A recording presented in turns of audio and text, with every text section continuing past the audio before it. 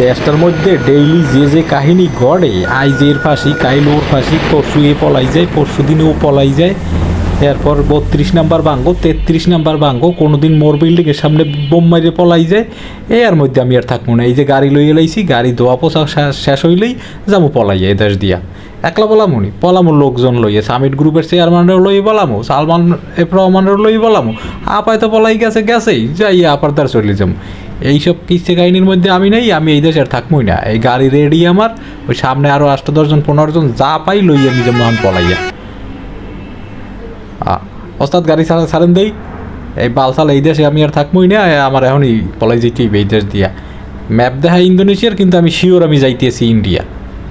Indonesia আর India এই দুইয়ের মধ্যে পার্থক্য নেই। ইন্দোনেশিয়াও INDO, ইন্ডিয়াও INDI, ওই আই আর ও একই। এই গাড়িতে লোকজন ভরতে আসি, তোরা এক লগে পলাইলে 400-500 কোটি টাকা উপদেশটাকে দিয়া আদম পলাইয়া। আসিফ নজরুল স্যারের দিমু স্পেশাল 50 লাখ না, 50 লাখে তো হেরইবে না, এর 50-60 কোটি। ওই যে সামনে গাড়ি গুড়ি যাইতেছে, ওরাও মনে হয় পলাই যায়, সব সিরিয়ালে পলায়।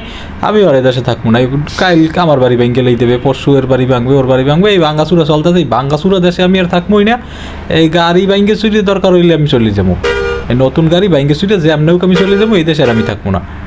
লোকজন লইছি, যা লইছি, যদি চাক্কা সাইডটাও নিয়ে আমি রাখতে আর ইন্ডিয়া, হ্যাঁ আবার দেখাইতার যে আমি বলাই আপনার দ্বার লই আইছি। আর এর মধ্যে এই গাড়িতে লইছি কারে, সালমান এফ রহমান রে। সালমান এফ রহমান কেটা জানো?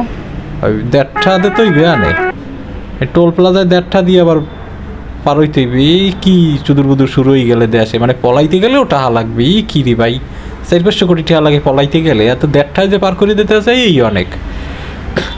গাড়ি আনে সব সিরিয়াল দিয়ে দাঁড়াই বইছে, অ্যাম্বুলেন্স ডাহে পৌত। হ্যাঁ, বামে প্লাস্টিক ওস্তা ধরে মারিয়ে না, ওরে মারলে আবার বিপদে বাঁচবো। পুলিশ আইবে, আবার পলাইতেও পারবে না। ধরবে পুলিশে, দেখবে ভিতরে সালমান এফ রহমান, দেখবে স্বরাষ্ট্রমন্ত্রী ওই কি যেন আখম কামাল, নাসাদুজ্জামান খান কামাল, ওইলো একই আর কি। তো এরপর আর পলাইতেও পারবো না। আর সেইয়া কেউ মাইরে মুড়ে না দিয়ে এই বাউলি দিয়েন না। আপনার বাড়ি বরিশাল, হ্যাঁ আমি বুঝছি, আপনি গাড়তারা, আপনি কথা শোনেন না, আপনি জায়গা মতো যাইতেও পারেন না। বাউলি দিয়েন না, চুপে চাপে একটু পলাইতে দেন। ধরা খাইছে 2 জন নৌকায় উঠে, আর আপনি কি বাসে বই আমারে ধরাই দেবেন? অবস্থা তো এই ফেরি কাটাইছি তো ধরা খাওয়ার লাগেই মনে হয়। এই যে সালমান এফ রহমান, আনিসুল্লাহ ধরা খাইছে নৌকায় বইয়া, এই যে ফেরিতে উঠে আমরা মনে হয় ধরা খাইতাম। ফেরিতে ওড়ন লাগবে কি লেগে আপনারে মানা করলাম যে ফেরি মেরি নৌকা বৌকা সব ভালো না। নৌকা দেখলেই পুলিশে ধরে। ফেরিতে উঠলাম, হ্যাঁ কিছু দেখাইলেও না, উঠলাম আর নামাই দিলে, এও তো বুঝলাম না কি কাহিনি। এদিকে আবার ফাঁসির রায় হয়ে গেছে। এই হওয়ার পরেই আর আমার এই দেশে মন নাই। যে কোনো সময় আমারও ফাঁসির রায় ওই জিততে, আর ফাঁসির রায়ের লগে ভাঙছে 32 নাম্বার, আবার ভাঙছে, মানে ভাঙ্গাবারই আবার ভাঙছে। তো আমার যে ভাঙবে না আর তো কোনো গ্যারান্টি নাই। চলে যাবো পলাইয়া, কোনো এই দেশ ম্যাশ আয়া থাই যাইবে না। যে কোনো সময় আমারও ব্যাঙ্গেলাই দিতে পারে, গাড়ি ব্যাঙ্গেলাই দিতে পারে, বাড়ি ব্যাঙ্গেলাই দিতে পারে, বোম মারি দিতে পারে, ফুস করে। যে কোনো সময় আইয়া মন চাইছে, যে একজনের ধরেন মন চাইছে আইয়া যে আইজ একটু আগে যেরকম ওই 31st নাইটে যে পটকা বাজি ফুটাইতাম, এখন ওইরকমই বোম ফোটে দেশে। ফুস করে মন চাইছে একটু বোম মারি দিয়ে চলে গেছে। ও তো মারছে, এই তুমিও তো আকাম করতে আসো ভালোই, এই যে ব্যারিকেড সব ব্যাঙ্গেলাই দিতে আসো। তো তুমিও তো ওই আপার দলের এই লোকজন, নইলে তুমি এনসিপির লোকজন। তুমি এরকম ভাঙ্গো কা? একটু আগে রাস্তাটা ব্যাঙ্গে থুয়ে এলা, রাস্তার ব্যারিকেড ব্যাঙ্গে থুয়ে এলা, তুমি এনসিপির লোকজন। তোমার যে সময় যা খুশি মন চাই তুমি ব্যাঙ্গেলাই দাও। তো যেটা কইতেছিলাম যে আগে 31 ওই বাজি ফুটাইতাম, এরপর এখন আর কেউ বাজি ফুটায় না, এখন ফুটায় ককটেল, এখন ফুটায় সাউন্ড গ্রেনেড। যে মন চাইছে ভালো লাগতে আছে না, একটু ঘরে বই রয়েছি, একটু ঝিমঝিমাইতে আছে শরীরটা, মারি দিই, একটা ককটেল মারি দিই, মারি দাও, হয়ে গেল। এই তো এই যে মনে করেন যে ওর অমুকের বারান্দা দিয়ে সাউন্ড গ্রেনেড মারিয়ে দিই, একটা গুলি করে দিই ঠাস করিয়া। তাই এই দেশটার মধ্যে চলতে আছে। চলো, রাম রাজত্ব, রহিম রাজত্ব, আপার রাজত্ব, সব রাজত্ব শেষ। এরপর বিদেশ থেকে আমাদের নেতা আসবে, তার রাজত্ব শুরু হবে।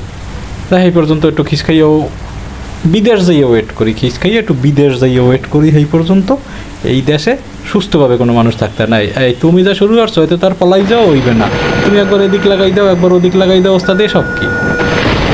তো তুমি যদি আমার মাইরেই গেলা বা গাড়িতে বইয়া, তো আমি পলাই গেলাম কেমন? আমি এই এত রিস্ক লেগে পলাই আইলাম কি লেগে? ওখানে 1.5 টাকা খরচ করলাম, আবার তোমার গাড়ির ভাড়া দেওয়া লাগবে, আবার তুমি এই দিক লাগাই দিতেছো, ওদিক লাগাই দিতেছো। এই যে এক্সপ্রেসওয়ে এটা বানাইছে কেটা? এটা আবার বানাইছে। এই এক্সপ্রেসওয়ে দিয়ে আবার তারা পলাই চলে যাবো। ফাঁসির রায়টা এসব আমি মানি না, এসব হইবেও না, এইসবের মধ্যে আমি নাই, সুদূর বুদুর মধ্যে, এই 32 নম্বর বাঙ্গার মধ্যেও আমি নাই, আই পড়ছি। ঠিক আছে, এই জায়গায় আপায় থায়, এই যে নীল বিল্ডিংটা ওখানেই আপায় থায়। অল্প সময়ের মধ্যে আই পড়ছি, সুস্থ শরীরে আই পড়ছি। তুই যে আলার ফল আমার মাইরে লাস না গাড়িতে বইয়া, যে বাউলি মারছস তুই এই এক্সপ্রেস ওয়েতে বইয়া, যদি গাড়িটা ঠাস করে পড়ে দিতে, আবার তাড্ডিকুড্ডি বাইকে একালে মানে মাথা মাথা বাড়ি বাড়ি সুড্ডি মুডে গিলুমিলু বাইরে যেতে। ওই লালদাকে থামা, লালদাকে থামা, রেড সিগন্যালও আনে, তাড়াতাড়ি পলাইতে হইবে। এই ওই যে আমার এই দাঁড়ান, আমি সালমানের প্রমাণ রেতে